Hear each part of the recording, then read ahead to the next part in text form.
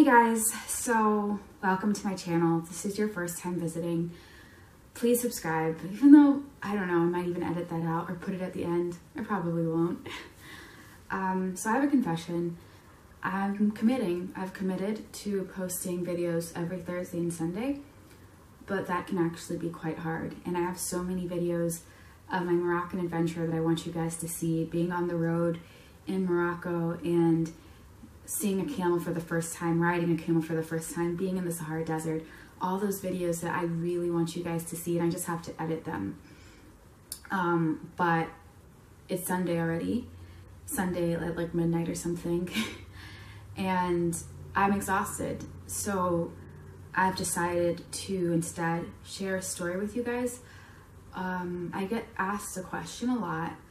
I've never been particularly open about it. Unless you ask me, I tell you, but I know people are extremely curious, and it's something that I've never openly spoke about before in front of the camera. So today I'm actually going to share with you my scar story. You on the chair right now, you ain't on a tripod camera, so yeah.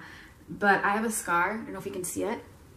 It's in the middle of my face, right above my eyes. There's a nice scar there. And if you can't see it on camera, then I'll probably put a picture where you can see it more clearly. But I have a scar, and I've had this scar since my last year of middle school. I don't think this will get me emotional. It's happened such a long time ago, and it's been a part of me for so long that I doubt I'll get emotional. But if I get emotional, I will shock myself. But basically, I grew up thinking that I was the ugly duckling in my family. Like, I really did. Like, if you see my cousins, Sherez and Sharika and Erica, my cousins are gorgeous, just naturally stunning, with amazing personalities. Just, they light up every room they're in, you know? And growing up, I was still trying to find myself. I was weird, you know, I talk like this. A lot of people say that I talk white. I'm an Oreo, you know? And I never really fit in any box. I never thought I was cute. I really didn't. I promise you I did not. You know, I had to get braces. My mouth was way too small for my teeth. I had to extract 4 teeth. Anyways, I basically didn't think I was attractive. I didn't think I was interesting. I didn't think I was unique. I didn't think I was beautiful inside or out. I had no idea who I was. I didn't think I was special. But it got to a point where I didn't care about that anymore. I literally got to a point where I said, you know, well, I'm not attractive, so oh well, you know what I mean? Like, I literally was like, whatever, what can I change? Because I can't change my looks. Like, I didn't know about plastic surgery and stuff, and even if I did, I couldn't afford it, and I was young, you know what I mean? But I literally thought to myself, well, I can't change my looks, so what can I work on? What can I actually actively work on? And I loved school. I was naturally obsessed and in love with school. So I said, I'm gonna be the smartest. I'm gonna try to be the smartest. I'm gonna try to be the most hardworking in this room. And eventually I found theater, which was a huge blessing. And I completely forgot about my outer appearance. Like, all I cared about was school and the future business leaders of America and the fact that I could stand up and speak in front of people. I was starting to feel myself on the inside. And I kid you not, I promise you, before this car accident, that last year of middle school, what I was just starting to feel on the inside started to come out as well. Maybe I was just getting over my awkward phase, I don't know. But I was going to church that day, and I remember I was wearing this like pale pink dress, and it had like this brown overlay sheer thing, and it had little white daisies on it. I remember exactly what I was wearing.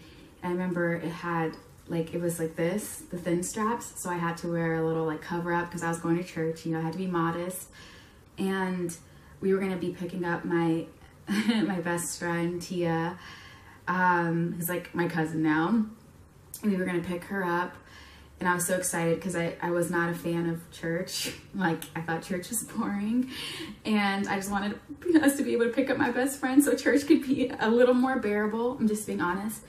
But that morning, I looked in the mirror, and for some reason that morning, I thought, I look pretty today. I promise you. I literally was like, wow, maybe I am pretty.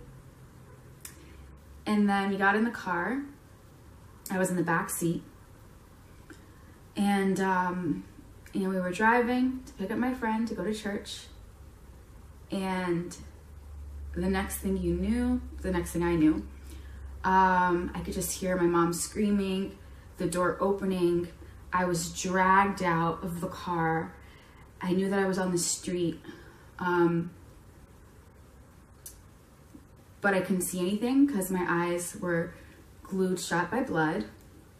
But my mom was hysterical, like losing it. You can imagine as a mother or anyone seeing your baby, the way that I was, she just lost it. She was screaming, crying, help. My brother Miles was in the car as well, and he kept, it's kind of funny now. And even then, I kind of thought it was funny, I'm not gonna lie. He was like, 1866 pain, Mom, 1866 pain, the sign, it was over there. That was his way of handling what was going on. But basically, from right here up, you could see everything. Like some mysterious object, we think it was the sunglass thing, hit, and a guy made an illegal U-turn, a guy made an illegal U-turn, Mom tried to stop the car, head-on collision, something flew to the back seat where I happened to be, bam, eyes glued shut by blood, and I'm on the street. I'm hearing all these hysterics. Eventually my best friend and her mom get there. Whew. I could hear my best friend just scream and run. I could just hear it. But at that time, I was so unemotional. For some reason, I was so at peace. I feel like this is one of the bravest moments of my life still. And I was just chill because there was nothing I could do, you know? And the show House was really popular at the time. So I kind of tested myself out house style. Like, even though I couldn't see, I like felt the ground. I'm like, okay, I have my sense of feeling. I like shook out my left toes, my right toes. Okay, yeah, I can feel myself. You know, I can feel my feet. I can smell. I feel like I can taste the air. I don't know. I can definitely hear. I have my sense of hearing, that's for sure. Everyone's freaking out around me. I was not sure if I could see. I could see the sunlight through my eyelids, but I wasn't sure if my vision had been affected, and that was a little scary. But what are you gonna do, right? And I know this guy had a t-shirt with some ice and was holding it on the wound, and I call him my perfect stranger. And I asked him, because my mom, everybody was freaking out, I couldn't talk to them, they were not in the mood to talk. And I asked him and I said, am I gonna die? And he said no. And he was so sure of it that I became sure of it. I was like, okay, whatever is going on with my face that's freaking people out and they're running around has happened, and I guess I'll see it later, but I'm not gonna die. I'm not gonna die. I can still hear, I can still feel, I think I can taste, I can still smell. I don't know if I can see, but what are you gonna do? I'll have to figure that out later. So I was calm. The ambulance finally got there. They were asking my mom all these questions, and she was still completely in hysterics. And so I was answering them all for her. They were like, ma'am, when's your birthday? Ma'am, I know this is rough, but when's your birthday? We need some information. My mom, you know, I was like, her birthday's March 31st. I'm not gonna give the year away. She will kill me. March 31st, Oh, and then they realized that I was the one that was going to be answering all the questions. Oh, ma'am, what's your mom's name? So I was answering all the questions as I was sitting there with my face open. And so we finally got in the ambulance, and mom was still freaking out. And mind you, my mom, she's so peaceful. And now I'm the one that freaks out, and I call her about life and bills and stuff, and I'm freaking out and she's calm. But at this moment, she lost it. This is the most hysterical I'd ever seen her or heard her. And so we were in the ambulance, and I was like, Well, I've always wanted to be in an ambulance before. You know, I was trying to crack jokes, lighten the mood, because, man, it was too dark. It was too dark. And I remember just telling my mom, and this is me, her not very religious child that doesn't really like going to church, but goes because she wants me to. I was like, Mom, just pray. Because that's what she always tells me when I'm freaking out. Now she's freaking out. She hasn't prayed yet. So I said, Mom, just pray. And she finally stopped going crazy. And she breathed and she prayed and she was at peace, you know? And then she was able to crack some jokes about me being in the ambulance. And then so when we got to the hospital, my surgeon, you know, once again, I still haven't seen anything, but they clear up my eyes. So now I know I think I can see at this point. This memory is a little blurry. But of course they have to put the anesthesia and everything. I'm joking around with the nurses, telling them, man, I rode in an ambulance for the first time. It was lit. And they were like, wow, she has such a great sense of humor. And my mom was like, yeah, you know, she's like, yeah. And so the doctor, weirdo, I wish I could remember his name. But he was a phenomenal surgeon. And I mean, look at this thing. I mean, what are you gonna do? It doesn't get much better than that given the circumstances. And he went in and he was just being weird, like, wow, this is a beautiful scar. This scar is gorgeous, like in his like surgeon mode. And he had me all stitched up and I was chilling, you know, and I was cracking jokes with the doc too. And Mom was finally chill. She was totally chill.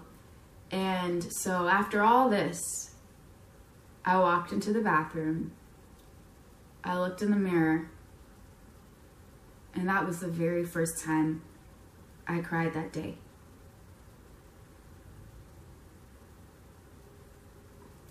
Yeah.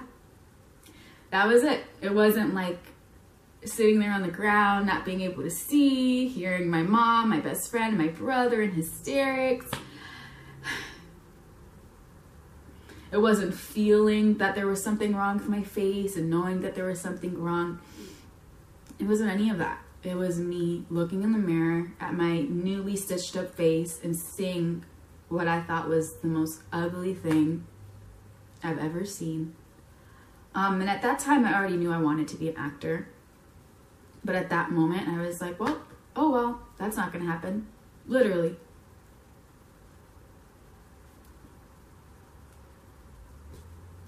I was like, yeah, I guess I can give up that dream. Because acting is a lot about what you look like. And now I have a scar literally right above the windows to my soul. So that's a pretty big distraction right there.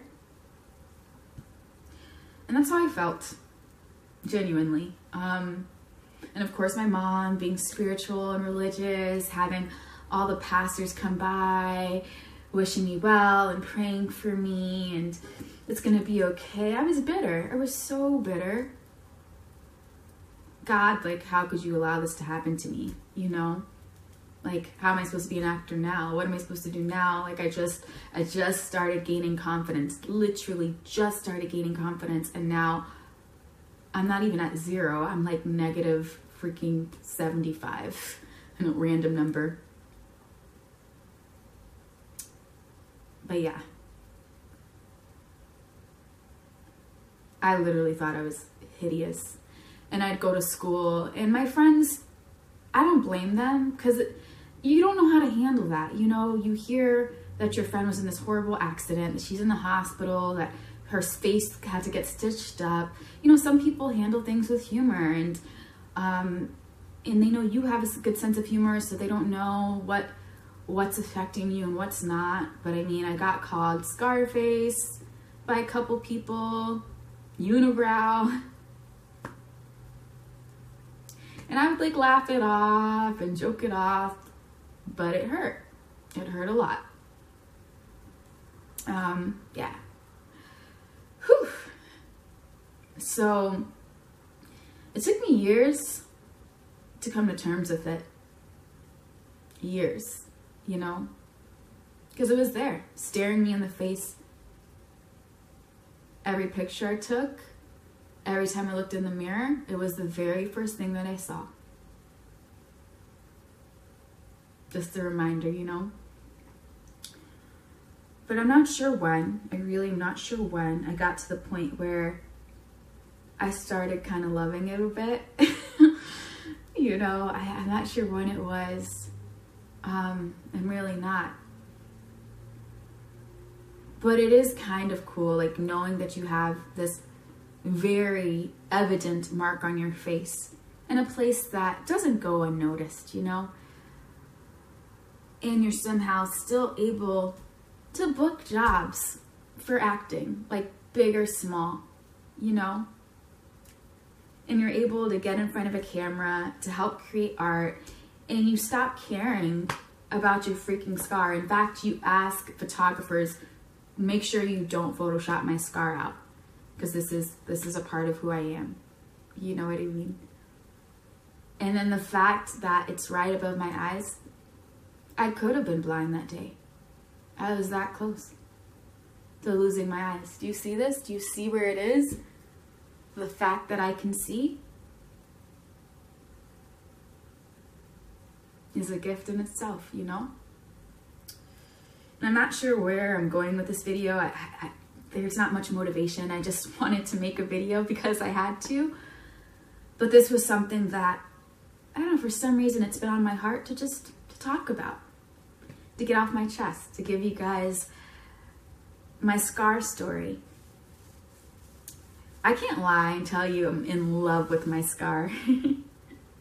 Some days, especially when you're an actor and you're auditioning and you feel like you got some sort of talent, you know, and you feel like you did so great in your audition, but sometimes you're like, well, what if I didn't get it because my scar is too distracting?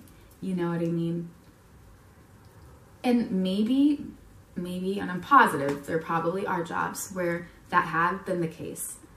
But then there have been jobs that I've booked. And sometimes I wonder, what if that role comes along and the character is like this warrior and she has a scar in the middle of her face, and then they see me and it's like, whoa, what if there's a character out there someday that's literally for me, the way that I am? Wouldn't that be crazy? But anyways, I do love my scar. I do. I can't say that I hate it. The one day I despised it. So to say that I love it now, I know that I've grown a ton. To even be in front of this camera now is kind of cool. And yeah, that's my little scar story. Thanks for watching. And I promise Morocco videos will be coming up this week. Another health video will be coming up this week. So if you'd like to subscribe, please do. Please share any stories that you guys have. I'd love to hear them in the comments. Yeah, that's it. Thanks for watching, guys.